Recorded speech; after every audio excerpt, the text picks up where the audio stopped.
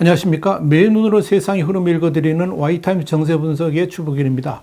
유럽연합, 그러니까 EU가 대중국 압박 정책을 펼치려고 했지만 독일이 중국의 로비스트가 되어가지고 더 강력한 조치를 취할 수 없도록 막았다, 이런 폭로가 나와서 파문이 일고 있습니다. 이달 초 EU 의회 대표단을 이끌고 대만을 방문한 바 있는 라파엘 글리스크만 의원이 23일 미국의 유력한 인터넷 신문인 악시오스하고 인터뷰를 통해서 그런 말을 한 건데요. EU가 중국 정부의 위협에 서서히 눈을 뜨고 있지만 일부 회사, 특히 폭스바겐 같은 독일 회사들이 로비스트 역할을 하고 또 EU의 대응을 막고 있다, 이렇게 밝힌 겁니다. 글리스크만 의원은 이어서 중국에 대한 유럽의 더 강력한 조치를 막는 걸림돌 가운데 하나는 독일이라 그러면서 독일 지도자들은 지난 1990년대부터 중국과의 경제 관계에 과도하게 많은 것을 걸었다라고 지적을 했습니다. 글리스크만 의원은 그러면서 이에 따라 폭스바겐과 같은 회사들은 중국의 이익을 대비하는 대사와 같이 행동한다라고 강력하게 비판을 했습니다. 글리스크만 의원은 더불어 중국의 도전에 어떻게 대응하는지는 EU가 미국으로부터 독립해서 진정 성숙한 플레이어가 될지를 결정하는 테스트라 그러면서 EU가 중국과의 관계에서 강경해지지 못한다면 영원히 약자가 될 수밖에 없다라고 강조를 한 겁니다. 자, 이 프랑스 인권운동가 출신인데요. 이 글리스크만 의원은 지난 4일 13명의 EU 의원을 이끌고 대만을 방문한 바 있습니다. 그는 특히 이 차잉원 총통과 회담에서 대만은 혼자가 아니다, 이런 말을 해가지고 관심을 끈 바 있었습니다. 당시 그는 우리는 매우 간단하고 명확한 메시지를 가지고 왔다 그러면서 당신은 혼자가 아니며 유럽은 자유와 법치, 인간의 존엄성을 수호하기 위해서 당신과 함께한다, 이렇게 말을 해가지고 주목을 받았었습니다. 현재 유럽 의회에서 가장 영향력 있는 목소리 중에 한 사람이기도 한 그는 이 악시오스하고 인터뷰 도중에 대만을 방문한 것은 한마디로 유럽 사회의 금기를 깨기 위한 것이라 그러면서 EU의 대만에 대한 강력한 지지가 결국 중국의 침략을 저지하게 될 것이다, 이렇게 말을 했습니다. 그러면서 그는 유럽 사회가 펼치려는 정책에 대해서 중국과 같은 권위주의 정권이 험하게 반응한다고 그것을 두려워하면서 공포에 떨기도 하고, 그러면서 또 정책 추진을 중단시키는 일이 발생해서는 절대 안 된다, 이런 말도 했습니다. 그는 신장 위구르 인권을 옹호한 이후로 4명의 유럽 의원과 함께 중국의 제재 목록에 올랐습니다. 이와 관련해서 그는 인권운동가로서 세계 최악의 인권 침해자 중국 정부의 제재 대상이 된 것은 명예의 메달을 받은 것이나 다름없다라고 주장했습니다. 글리스크만 의원은 또 대만 문제와 관련해 가지고 EU 집행부가 헛소리를 한다면 유럽의회는 그 책임을 물을 것이다, 이렇게 경고를 했습니다. 글리스크만 의원의 이런 경고는 EU의 지도자들이 미국과 중국의 승산 없는 게임에 말려들기를 원하지 않고 있고 중국과 원만한 관계가 유지되기를 원하는 그들에 대해서 분명한 경고를 한 것으로 판단이 됩니다. 악시오스는 지난 9일자 유럽의 중국에 대한 평가라는 기사에서 앙겔라 메르켈 총리가 적극 선호하는 중국과의 투자협정 체결을 지도부들이 밀어붙이는 것에 대해서 많은 EU 의회 의원들이 중국의 강제노동 등의 심각한 인권 문제를 이유로 강력하게 반대를 했다, 그러면서 만약 그럼에도 불구하고 EU와 중국 간의 투자협정이 체결되었더라면 중국의 인권 문제에 대해서 심각성을 느끼고 있는 사람들에게 엄청난 좌절감을 안겨다 주었을 것이다, 이렇게 보도를 했습니다. 그런데 중국이 먼저 EU의 의회 의원들과 EU 대사 그리고 싱크탱크 연구진들 27명에 대해서 제재를 함으로 인해 가지고 EU 의회의 분위기가 완전히 뒤집혔고, 이를 계기로 결국 EU와 중국 간의 투자협정 체결은 동결되고 말았다라고 전했습니다. 결국 중국과의 투자협정 체결 중심에 독일이 깊숙이 개입하고 있었고, 특히 메르켈 총리가 앞장서서 중국을 옹호하고 지원하면서 EU가 친중국 분위기로 흘렀습니다만은 이 글리스크만 의원이라든지 도빌레 사칼리아네 의원 같은 이런 리투아니아 의원인데요. 이 사칼리아네 같은 의원들, 이렇게 몇몇 깨어있는 의회 의원들의 노력으로 유럽 사회 분위기도 돌변하게 되었다 하는 이야기입니다. 이와 관련해서 글리크스만 의원은 악시오스의 EU와 중국 간의 투자협정 체결은 결코 이루어질 수 없을 것이라 그러면서 EU는 오히려 대만과의 관계 증진을 도모해야 될 것이다 이렇게 주장했습니다.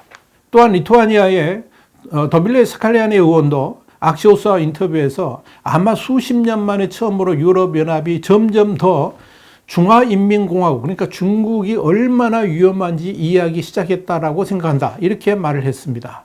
자, 여러분, 이 인터넷 신문인 악시오스도 지적을 한 바 있습니다만은 그동안에 EU의 친중국 행보의 한 중심에 독일이 있었고 더불어 그런 행보의 총주의자가 메르켈 총리였음이 드러나고 있습니다. 퇴임을 앞둔 메르켈 총리는 아직도 중국과의 관계 유지가 중요하다고 주장합니다. 홍콩의 사우스차이나 모닝포스트는 18일 앙겔라 메르켈 총리가 유럽연합이 중국과 디커플링을 하는 것은 옳지 않다 그러면서 독일이 중국에 접근하는 방식 일부 분야에서 너무 순진했을 수 있지만 그럼에도 불구하고 중국으로부터 배워야 하고 또 협력해야 한다라고 말했다 이렇게 전했습니다. 사우스차이나 모닝포스트는 이어서 메르켈 총리는 집권 16년 동안 내내 중국과의 교류를 모색했으며 EU와 중국 간의 관계를 발전시키는 데 큰 역할을 했다라고 보도를 했습니다. 그러면서도 사우스차이나 모닝포스트는 독일이 그동안 중국에 너무 의존하는 체제가 형성됨으로써 중국의 인권 침해와 같은 난처한 문제에 대해서 제대로 된 목소리를 내지 못하고 있고 결국 중국에 대해 너무 연약해졌다 이렇게 평가를 했습니다. 이런 메르켈에 대해서 미국의 월스트리트저널은 지난 9월 22일자 기사에서 트럼프 행정부가 들어서면서 미국 우선주의를 제창하자 메르켈의 중국 사랑은 더욱 도를 더해갔다 그러면서 재임 기간 중에 13번이나 중국을 방문할 정도로 중국에 대해 긍정적 마인드를 가지고 있었다고 봐야 한다라고 기사를 썼습니다. 그러면서 월스트리트저널은 메르켈이 이렇게 중국에 대해 관심을 갖는 것은 순전히 중국의 경제력 때문이라 그러면서 독일의 최대 무역 파트너로서 중국을 그에 걸맞게 대우해야 된다는 뜻이었다라고 전했습니다.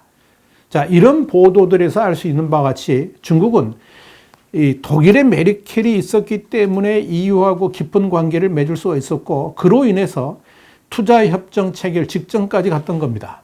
그러나 지난해 가을에 이 영국 BBC의 신장 위구르 인권 문제 등이 불거지고 또 리투아니아를 중심으로 해가지고 유럽 의회 내에서 강력한 반중국 정서들이 생겨나면서 이 천하의 메르켈조차 이 반중국 흐름을 지휘하지 못했다 하는 이야기입니다. 더더욱 메르켈 총리의 기민당이 독일 총선에서 패배를 함으로 인해 가지고 메르켈의 시대는 저물고 있다는 점이 중국에게는 비빌 언덕마저 사라져버렸다. 이런 점에서 충격적일 것입니다. 이건 중국과 EU와의 관계 회복은 더 이상 어려울 것이라는 전망을 하게 만듭니다.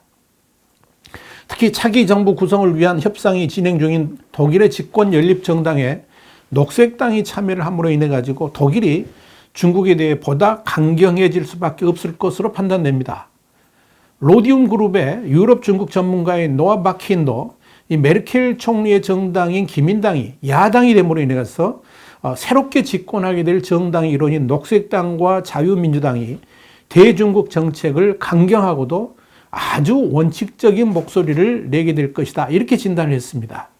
이 중국의 수호천사와 같았던 메르켈 총리가 퇴진함으로 인해 가지고 중국은 유럽을 취하는 데 있어서 베이스 캠프나 다름없었던 독일을 잃어버리게 될 것으로 보입니다. 이건 미국을 대체할 수 있는 절대적 중요성을 가진 외교 파트너였던 유럽을 이젠 끌어안기가 불가능에 가까워졌다. 이렇게 봐야 옳을 겁니다.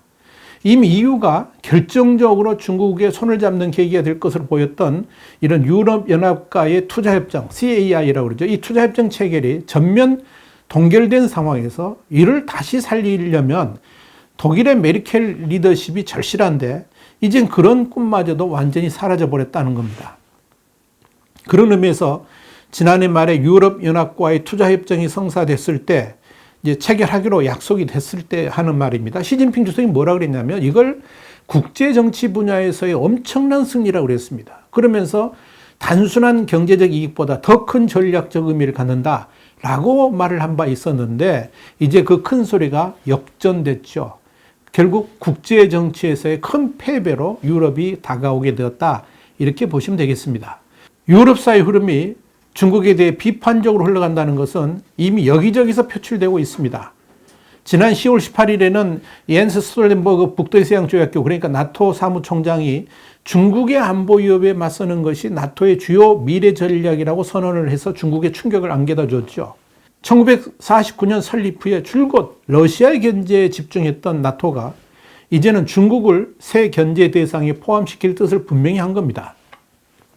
이로 인해서 미국 및 유럽과 중국의 대립 구도가 한층 강화될 가능성이 커졌습니다. 여기에 21일에는 이 남중국 K-필리핀 해역에서 벌어진 중국 선박의 필리핀 수송선에 대한 물대포 사건에 대해서 유럽연합이 발끈했습니다. 지역의 안정과 평화를 해치며 국제 규칙 기반 질서를 위험에 빠뜨리는 중국의 처사를 강력히 비판한다 그러면서 스플래틀리 군도에 대한 헤이그 상설 재판소의 판결을 중국이 수용해야 된다, 이렇게 주장을 했습니다. 중국으로서는 제일 듣기 싫은 소리를 다른 데도 아닌 EU가 했다는 점을 주목해야 됩니다. 이것이 지금의 유럽 분위기라는 거죠. 이렇게 중국은 되는 일이 없습니다. 동서남북 모두 넘어지면서 코 깨지고 턱 다치고 이마에도 상처가 나는 일들을 호되게 당하고 있는 겁니다. 이것이 중국의 현재이고 미래입니다. 와이타임 정세 분석이었습니다. 다음 시간에 다시 뵙겠습니다. 감사합니다.